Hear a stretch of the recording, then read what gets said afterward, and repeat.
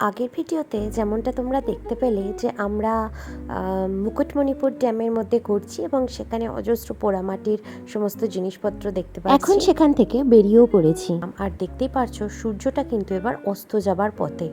রাস্তাটা দেখো কি অপূর্ব সুন্দর, দুদিকে গাছে পুরো ঢেকে দিয়েছে, যেন মনে হচ্ছে আমরা গাছের মাঝখান দিয়ে কোনো একটা গুহা হয়েছে, গাছের তৈরি গুহার মধ্যে দিয়েই এগিয়ে যাচ্ছিলাম, তাই না?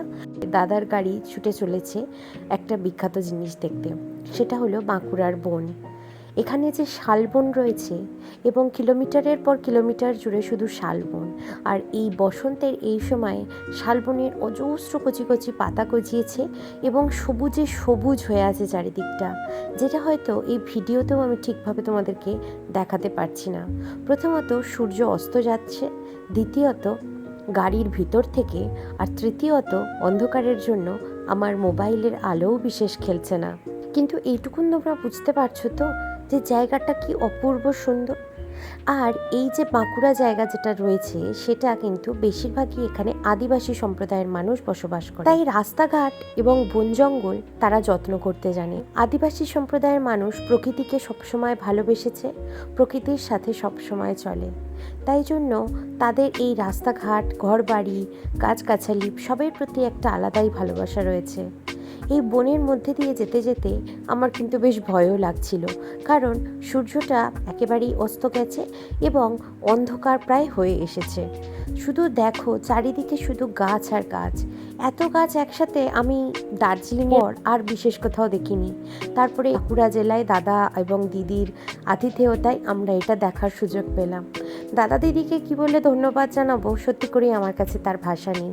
তারা নিজেদের এত ব্যস্ততার মধ্যে দিয়েও আমাদেরকে ডেকেছে, এত যত্ন করেছে এবং তারা আমাদেরকে এরকমভাবে ঘুরিয়েছে। এটা তো চূড়ান্ত ভালোবাসা না থাকলে কেউ কারোর জন্য করতেই পারে না। যাই হোক, দেখো আমরা দেখতে দেখতে একটা ওয়াচ টাওয়ারে এসেছি। এখানে বিভিন্ন রকমের ছোট ছোট গ্রাম রয়েছে। একবার শুনছি সুতান যাচ্ছি, একবার শুনছি অন্যান্য গ্রামে যাচ্ছি, তো গ্রামের নামগুলো আমার ঠিক মনে করতে পারছি না। তো যাই হোক, সুতান নামটা শুধু মনে ছিল। তো দূরে পাহাড় দেখা যাচ্ছে। তো তারপরে আমরা ওখান দিয়ে বিভিন্ন রকমের ওয়াচ টাওয়ারে উঠে উঠে দূরের ওই পাহাড়ি দৃশ্যগুলো এবং এই কচি কচি শালবনগুলো দেখতে পাচ্ছি। পূর্ব সুন্দর লাগছে, শুধু একবার দেখো। আমার চোখ যে আরও কতটা শান্তি পেয়েছে এই এত সবুজ দেখে, সেটা কল্পনার বাইরে। দিদি এখানে প্রায়শই আসে, দাদাও আসে, কিন্তু আমিও যতটা অবাক হচ্ছি ওরা প্রতিবার দেখে ওরাও ঠিক ততটাই অবাক হচ্ছে। ওরা প্রায়শই এই সমস্ত জঙ্গলের মধ্যে ঘুরতে আসে।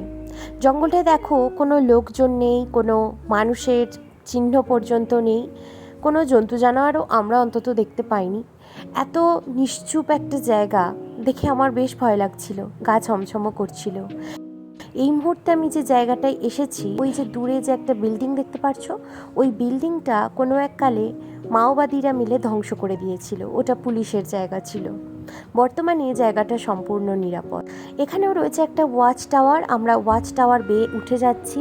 সন্ধে একেবারেই হয়ে এসেছে, চারিদিকে আর বিশেষ কিচ্ছু দেখা যাচ্ছে না। দূরের দৃশ্য দেখতে বেশ অসুবিধা হচ্ছে, গাড়ির হেডলাইট জ্বলছে। এরম একটা পরিস্থিতিতে হঠাৎই চোখে পড়লো নিচে একটা চেয়ার ভেঙে পড়ে আছে, একটা পুকুর, আর কোনো জনবসতি নেই, একটাও মানুষ নেই। আমরা এখানে এই 3-4 জন ছাড়া। কিরম একটা ভয়ঙ্কর ভুতুড়ে পরিবেশের মতো লাগছে না? আর আমি ভূত ভয় পাই, সেই জন্য আমাকে ওরা সবাই মিলে খালি বলছে, ওই দেখো ভূত, ওই যে একটা কেউ চলে গেল, এরকমভাবে আমায় ভয় দেখাচ্ছে জানো। এরপর আমরা একটা ছোট্ট মতো ব্রিজ ছিল, সেই ব্রিজটাকে যেভাবে হোক ক্রস করে আমরা হেঁটে হেঁটে ওই যে ওয়াচ টাওয়ার থেকে যে পুকুরটা দেখতে পেলাম, সেই পুকুরটা দেখতে এসেছি। ওখানে একটা পুকুর ছিল এবং এই এত গভীর জঙ্গলের মধ্যে কোনো জনবসতি নেই, সেখানে আমরা এই এত অন্ধকারের মধ্যে চলে এসেছি পুকুর দেখতে। এরপরে দাদার গাড়ি আবার ছুটে চলেছে সেই বড় রাস্তার দিকে। একটা গ্রামের ইকোলজিক্যাল পার্ক বলে জায়গাটা ছিল, কিন্তু গ্রামটার নাম আমি ভুলে গেছি।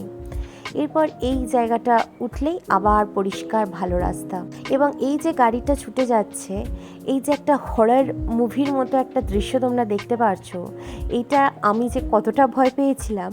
আমি সমানে বলছি গাড়ির জানলাগুলো তুলে দাও, আর ওরা সমানে বলছে ভূতের সিনেমায় যেরকম দেখায় না, জানলা তুলে দেওয়া আছে বাট গাড়ি খারাপ হয়ে গেছে। এই আর ফোনেও টাওয়ার ছিল না জানো, তো তার ফলে ভয়টা আরও দ্বিগুণ, যে সত্যি করে যদি গাড়ি খারাপ হয়ে যায় আর কাউকে ফোনও করতে পারবো না, এখান থেকে কে এসে বাঁচাবে আমাদের। এত ভয়ঙ্কর ছিল জায়গাটা।